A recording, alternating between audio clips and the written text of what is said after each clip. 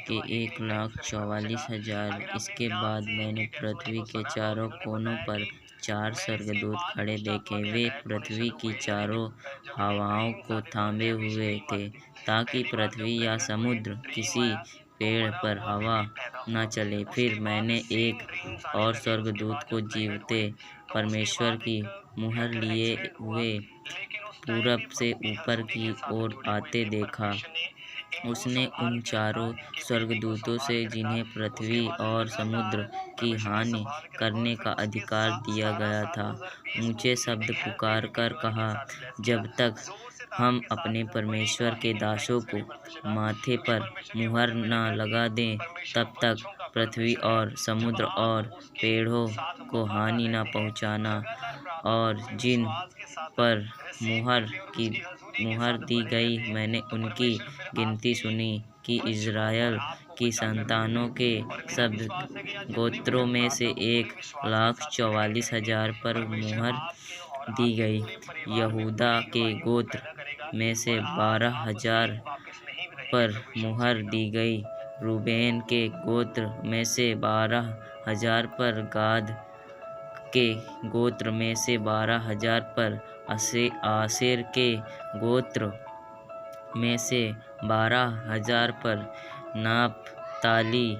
नप्ताली के गोत्र में से 12,000 पर, मनसीह के गोत्र में से 12,000 पर, शमौन के गोत्र में से 12,000 पर, लेवी को गोत्र में से 12,000 पर,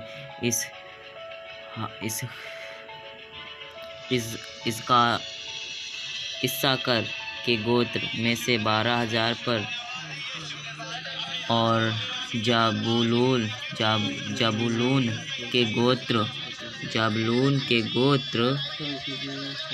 में से 12,000 पर, यूसुफ के गोत्र में से 12,000 पर, और बिन्यामीन गोत्र में से 12,000 पर मुहर दी गई। एक बड़ी भीड़। इसके बाद मैंने दृष्टि की और देखो,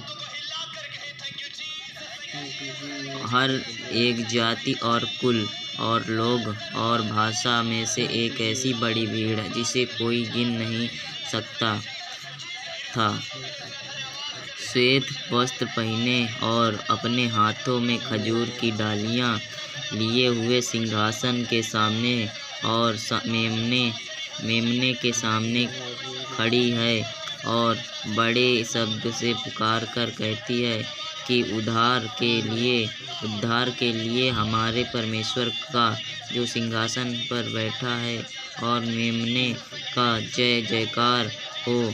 और सारे स्वर्गदूत उस सिंहासन और प्राचीन और चारों प्राणियों के चारों ओर खड़े हैं। फिर वे सिंहासन के सामने मुंह के बल गिर पड़े और परमेश्वर को दंडवत करके कहा, आमीन। हमारे परमेश्वर की स्तुति और महिमा और ज्ञात और धन्यवाद और आदर और सामर्थ और शक्ति युगानुयुग बनी रहे, आमीन। इस पर प्राचीनों में से एक ने मुझसे कहा, हे श्वेत वस्त्र पहने हुए कौन है और कहाँ से आए हैं? मैंने उससे कहा, हे स्वामी, तू ही जानता है। उसने मुझसे कहा, ये वे हैं जो उस बड़े कलेश में से निकलकर आए हैं। उन्होंने अपने अपने वस्त्र मेमने के लहू में धोकर श्वेत किए हैं। इस कारण वे परमेश्वर के सिंहासन के सामने हैं और उसके मंदिर में दिन रात उसकी सेवा करते हैं। और जो सिंहासन पर बैठा है वह उनके ऊपर अपना तंबू तानेगा।